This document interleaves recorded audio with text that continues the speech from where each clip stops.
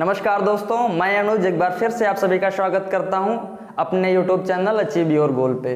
साथियों, कैसे हैं आप लोग? उम्मीद करता हूं अच्छे होंगे। आज का आपका टॉपिक है मौर्य साम्राज्य। मगध वंश में या मगध साम्राज्य में मौर्य वंश की नींव कैसे पड़ी, उसका धीरे धीरे विकास कैसे हुआ, आज की क्लास में हम इसी के बारे में चर्चा करेंगे। शुरू करने से पहले आप लोगों से गुजारिश है कि वीडियो को अंत तक देखिए और आपके लिए अगर यूजफुल हो तो लाइक सब्सक्राइब जरूर करिए। बाय गॉड, आप लोग लाइक करने में बड़ी कंजूसी कर रहे हैं। तो मौर्य साम्राज्य की स्थापना की शुरुआत करने से पहले थोड़ा इसकी पृष्ठभूमि के बारे में हम लोग जान लेते हैं, पृष्ठभूमि के बारे में चर्चा कर लेते हैं कि किस प्रकार नंद वंश को हराकर या नंद वंश की समाप्ति के बाद मौर्य साम्राज्य की नींव पड़ी मगध में। तो देख लीजिए थोड़ा, ये आपका था मगध। ये एरिया जो था ये मगध था और उस समय मगध में शासन था नंद वंश का शासन था। और जब सिकंदर ने आक्रमण किया भारत में तक्षशिला पर, तो तक्षशिला के जो प्रोफेसर थे चाणक्य, वो मदद के लिए नंद वंश के शासक घनानंद के पास आए और भरी दरबार में घनानंद से गुहार लगाई कि महामहिम सिकंदर नामक क्रूर शासक ने भारत पे आक्रमण किया है और वो भारत जीतने के उद्देश्य से निकला है और उसने तक्षशिला पे विजय प्राप्त कर ली है, तो कुछ करिए महाराज। किंतु घनानंद जो था ये मदिरापान, नशा, यही सब नृत्य गान में लगा रहता था। जनता की देखभाल भी इससे सही से नहीं होती थी, थोड़ा क्रूर प्रवृत्ति का था। तो भरी दरबार में इसने चाणक्य की बेइज्जती कर दी कि अभी तो तक्षशिला पे आक्रमण किया है सिकंदर ने, इससे हमारा कोई लेना देना नहीं, जब वो मगध में आएगा तो हम उसे देख लेंगे। चाणक्य ने बहुत समझाने की कोशिश की, किसको? घनानंद को, लेकिन उसने चाणक्य की एक न सुनी और बेइज्जती के साथ वापस कर दिया। अब जो चाणक्य थे उन्होंने ये बात गांठ बांध ली, क्योंकि जिस दरबार में उनकी बेइज्जती हुई कुछ शिष्य भी उनके बैठे थे, उसके चाणक्य के कुछ शिष्य भी इस दरबार में बैठे थे, जिससे उन्हें ज़्यादा बेइज्जती महसूस हुई और वो लौट के तक्षशिला भी नहीं आए और इन्हीं हिमालय की पहाड़ियों में घूमते रहे, शर्मिंदगी से घूमते रहे। और बाद में एक मोरा नाम की महिला के पुत्र जो चंद्रगुप्त मौर्य बाद में कहलाए, उन्हीं की तलाश हुई इनको, उनसे मुलाकात हुई और चाणक्य ने उनकी मदद की नंद वंश की समाप्ति में, मगध साम्राज्य में मौर्य वंश की स्थापना करने के लिए। तो यहाँ से क्वेश्चन बनता है कि चंद्रगुप्त मौर्य की मदद किसने की थी मौर्य वंश की स्थापना के लिए? तो चाणक्य ने मदद की थी। किसकी? चंद्रगुप्त मौर्य की। तो मौर्य वंश के संस्थापक कौन थे? तो चंद्रगुप्त मौर्य संस्थापक थे। अब स्थापना करने में मदद जो है वो चाणक्य ने की थी। चाणक्य की मदद से, इसको आप लोग नोट कर सकते हैं कि चाणक्य की मदद से चंद्रगुप्त मौर्य ने मगध में मौर्य साम्राज्य की स्थापना की। अब मगध में मौर्य साम्राज्य की स्थापना हुई 322 बीसी में चंद्रगुप्त मौर्य मगध के सिंहासन पर बैठा और 322 से 298 बीसी तक शासन किया और चाणक्य को इसने अपना प्रधानमंत्री नियुक्त किया। चाणक्य जो हैं ये चंद्रगुप्त मौर्य के प्रधानमंत्री नियुक्त हुए।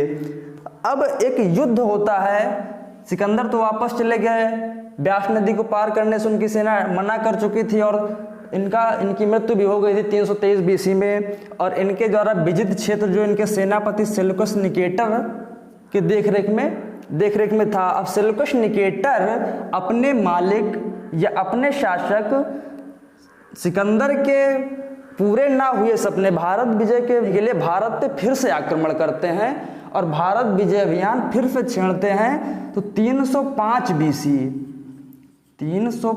बीसी में इन्होंने भारत पर आक्रमण किया। तब तक भारत की राजनीतिक स्थिति पूर्ण रूप से बदल चुकी थी। नंद वंश की जगह यहाँ पे मौर्य वंश का शासन हो गया था। मौर्य वंश का शासन हो गया था। और मौर्य वंश के प्रधानमंत्री जो थे, प्रधानमंत्री वो चाणक्य थे, बहुत ही होशियार प्रधानमंत्री चाणक्य। तो जब आक्रमण किया इन्होंने, युद्ध हुआ 305 में और सेल्यूकस निकेटर हारने लगे चंद्रगुप्त मौर्य से, तो उन्होंने अपनी बेटी को आगे कर दिया चंद्रगुप्त के से युद्ध के मैदान में। बेटी का नाम था कार्नेलिया। सेल्यूकस निकेटर की बेटी का नाम था कार्नेलिया या हेलेना।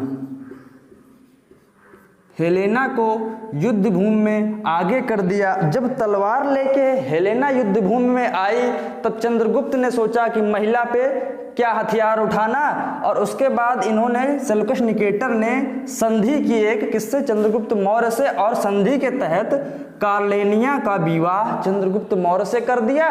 और दहेज में 4 राज्य, उत्तर पश्चिम भारत के 4 राज्य, कांधार, हेरात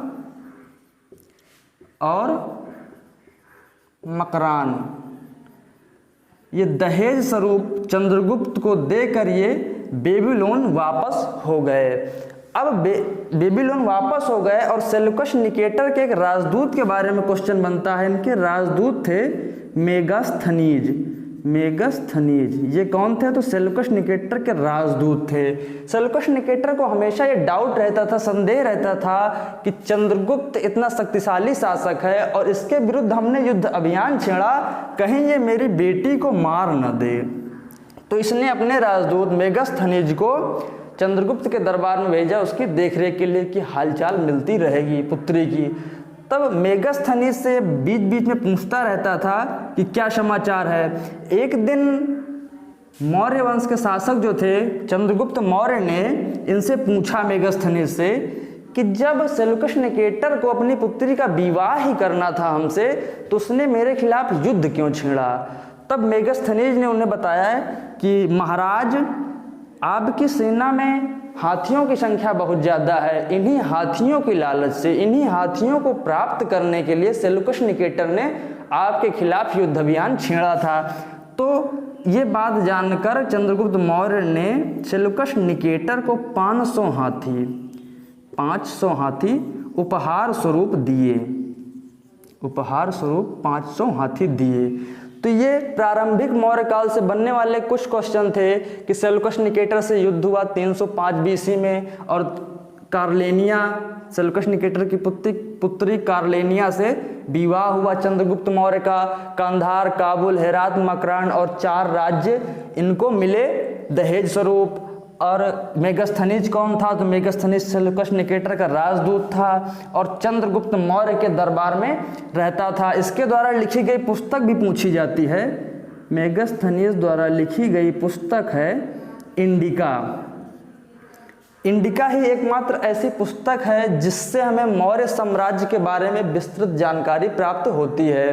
और एक पुस्तक और है जो चाणक्य द्वारा लिखी गई थी। चाणक्य के 3 अन्य नाम हैं जिनके बारे में पूछ लिया जाता है कि चाणक्य के बचपन का नाम क्या था या चाणक्य का दूसरा नाम क्या था। जिनका चाणक्य, विष्णुगुप्त और कौटिल्य, ये 3 नाम थे चाणक्य के। और इनके द्वारा लिखी गई पुस्तक जो है वो अर्थशास्त्र। चाणक्य द्वारा लिखी गई पुस्तक का नाम अर्थशास्त्र है, जो 15 प्रकरणों में उपलब्ध है। 15 प्रकरणों में। एक क्वेश्चन यहाँ से और बनता है कि अर्थशास्त्र का संबंध किस विषय से है, या अर्थशास्त्र में किस विषय की व्याख्या की गई है। तो अर्थशास्त्र का संबंध राजनीति से है। बड़ा कन्फ्यूजन होता है कि अर्थशास्त्र तो शायद इकोनॉमिक्स से संबंधित हो, किंतु अर्थशास्त्र का संबंध राजनीति से है। अब बात कर लेते हैं चंद्रगुप्त मौर्य की धार्मिक मान्यता के बारे में कि किस धर्म के अनुयायी थे। तो चंद्रगुप्त मौर्य मुख्य रूप से जैन धर्म के अनुयायी थे। ये क्वेश्चन पूछा जाता है आपसे कि चंद्रगुप्त मौर्य किस धर्म के अनुयायी थे। तो जैन धर्म के अनुयायी थे और जैन गुरु भद्रबाहु से शिक्षा प्राप्त की थी। भद्रबाहु से शिक्षा प्राप्त की और अपने जीवन के अंतकाल 298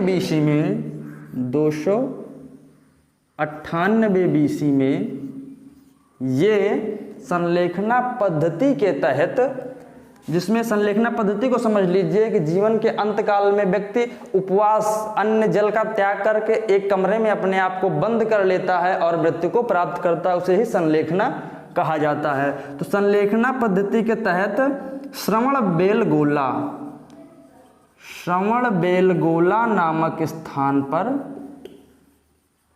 मृत्यु को प्राप्त किया। तो इनका शासनकाल 322 से 298 बीसी तक रहा। अब इनके उत्तराधिकारी बिंदुसार के बारे में बात कर लेते हैं। बिंदुसार के बारे में, बिंदुसार चंद्रगुप्त मौर्य की मृत्यु के बाद मगध के सिंहासन पर बैठा 298 ईसा पूर्व, 298 बीसी, और इसने शासन किया 273 बीसी तक। बिंदुसार से संबंधित एक दो पॉइंट हैं जो आपके एग्जाम में पूछे जाते हैं। पहला तो यही कि ये किस संप्रदाय का अनुयायी था या किस धर्म को मानने वाला था। तो ये आजीवक संप्रदाय का अनुयायी था। आजीवक संप्रदाय का अनुयायी। इसके शासनकाल के दौरान तक्षशिला में दो प्रमुख विद्रोह हुए। उनको दबाने के लिए सबसे पहले इसने सुसीम और उसके बाद अशोक को भेजा। बाद में अशोक को भेजा। और बिंदुसार को एक अन्य नाम अमित्र घात के नाम से भी जाना जाता है। अमित्र घात। अमित्र घात का अर्थ होता है, अमित्र घात अमित्र और घात से बना है। अमित्र का अर्थ होता है शत्रु और घात का अर्थ होता है विनाशक। विनाशक अर्थात शत्रुओं का नाश करने वाला अमित्र घात।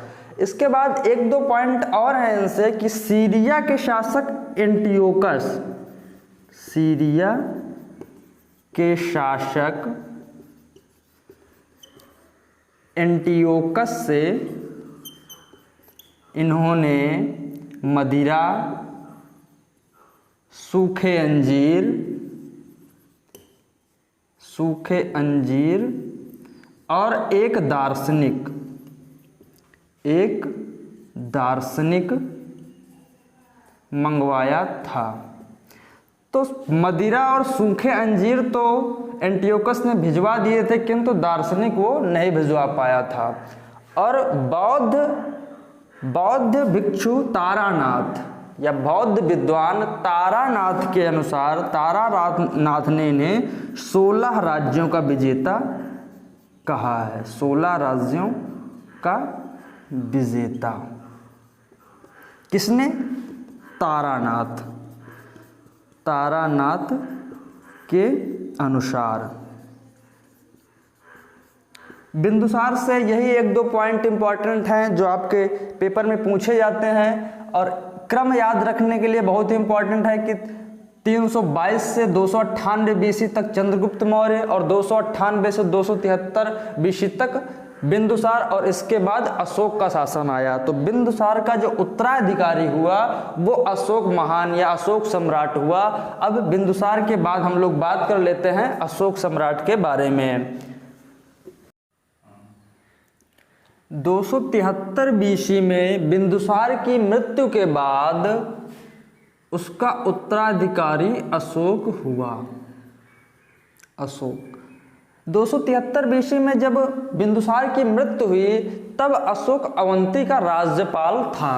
अवंती का राज्यपाल, और वहीं पर उसने अपना राज्याभिषेक करवा लिया 273 में। अवंती का राज्यपाल, और वहीं पे उसने राज्याभिषेक अपना करवा लिया। और तत्पश्चात 4 वर्षों तक वहाँ आंतरिक युद्ध में फंसा रहने की वजह से 269 BC में ये मगध पहुंचा, और इसने मगध में पुनः 269 BC में अपना राज्याभिषेक करवाया, और यहीं से इसका वास्तविक शासनकाल माना जाता है।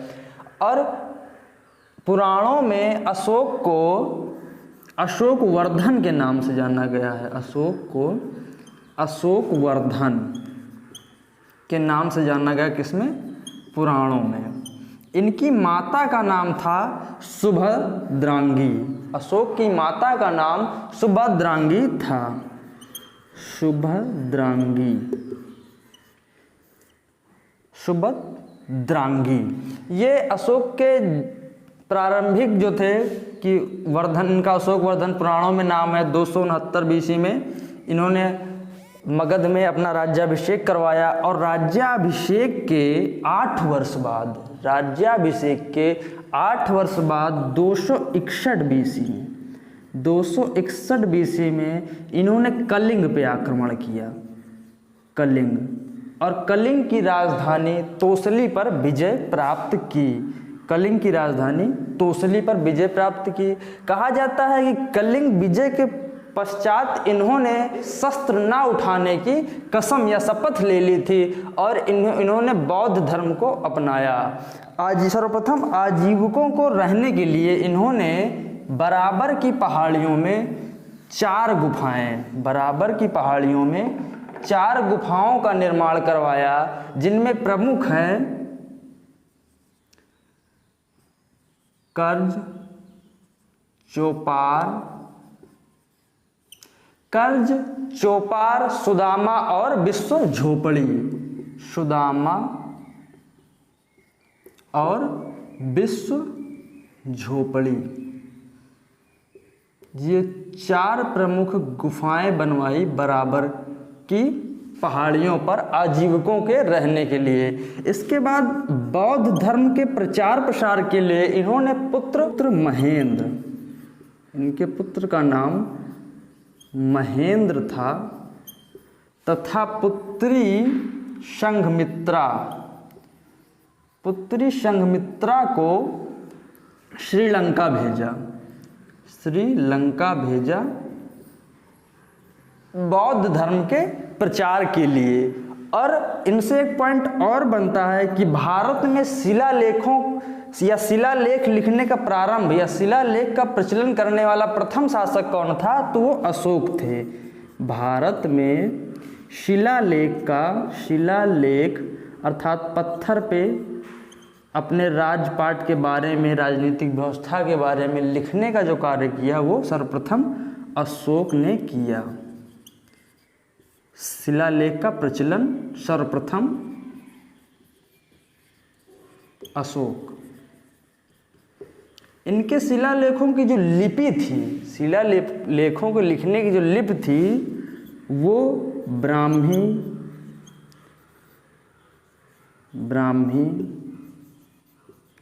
खरोष्ठी,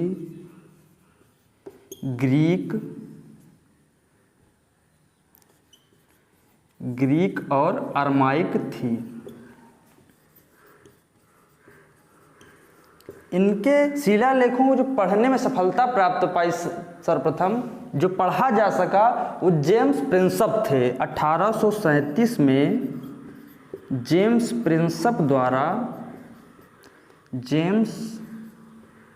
प्रिंसप द्वारा इनके शिलालेखों को पढ़ने में सफलता प्राप्त हुई। जेम्स प्रिंसप द्वारा इनके शिलालेख पढ़े गए।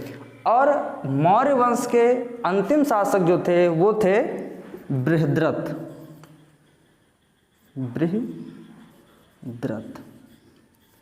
ये कुछ मौर्य वंश के कुछ प्रमुख शासक थे, जैसे चंद्रगुप्त मौर्य, बिंदुसार, अशोक, और उनसे बनने वाले कुछ छोटे छोटे टॉपिक के छोटे छोटे क्वेश्चन थे। और इनके अंतिम शासक, किसी भी वंश का संस्थापक और अंतिम शासक, जैसा कि आप लोग जानते हैं कि पूछा जाता है, तो मौर्य वंश के अंतिम शासक जो थे वो बृहद्रथ थे। और इसके अगली क्लास में हम लोग बात करेंगे मौर्य वंश या अर्थात अशोक के शिलालेखों के बारे में और मौर्य वंश की सामाजिक व्यवस्था, राजनीतिक व्यवस्था और उस समय की आर्थिक व्यवस्था के बारे में। तो मिलते हैं नई क्लास में, तब तक के लिए नमस्कार, जय हिंद।